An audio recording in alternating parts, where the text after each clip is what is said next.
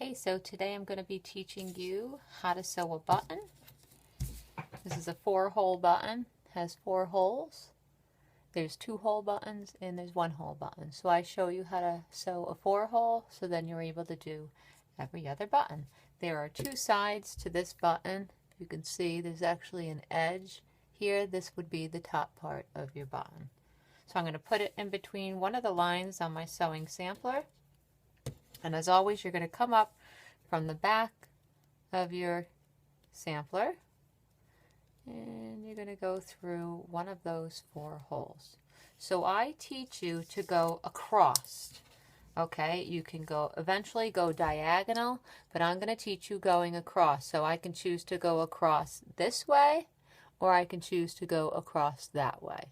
Diagonal would be like that. Makes it a little bit fancier, so if you wanted to do that on your project, you may. But I'm going to go across, and I'm just going to go down through that hole, across from where I just came up, and pull it tight so it stays. And again, I'm going to go through those 2 holes 3 more times. You do it about 4 times. So this is my second time. Coming up.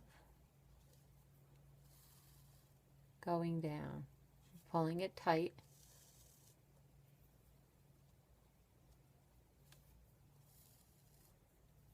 and down. I think that was 4. I hope it was 4, or I'll find out after watching this if it was 4. And then you're going to come up and do that between the other 2 holes. Okay, so I'm going to come up. That's 1. This time I'm going to count. Got a little knot there. Pull that, just take my needle back up to the top and pull it.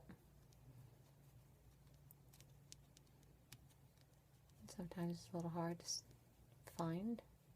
And kind of lift it up a little bit. And that's the wrong side. Up. That's 2. Bet you thought I was going to lose count. I'll go into my 3rd. 3 and 4. That's not it. A lot of people stop right there.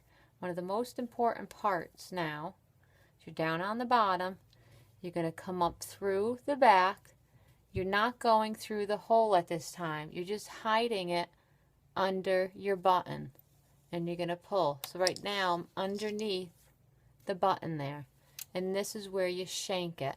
This is where it's going to stay on that shirt or the pair of pants. It's going to keep it nice and tight. And you're going to wrap your thread 1, 2, 3, 4. You go wrap it 5. I go 4 times. You go 5. You go 6 times. If you have the thread, I have the thread. It's just going to keep it on your shirt. I'm going to go a couple more times.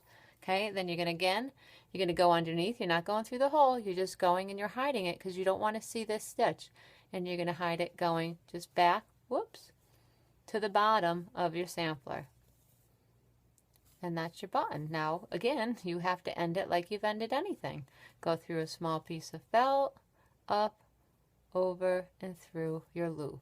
And as I've always said, do that 2 or 3 times, so you want to make sure you have enough thread. That's 2, up, over, and through your loop. I'm going to cut it, and then I'm going to show you the button. Okay, so there we go. That's a 4-hole button. If you just had a 2-hole, you would go between the 2 holes 4 times. You would shank it, wrap it, okay, so it's nice and tight under there.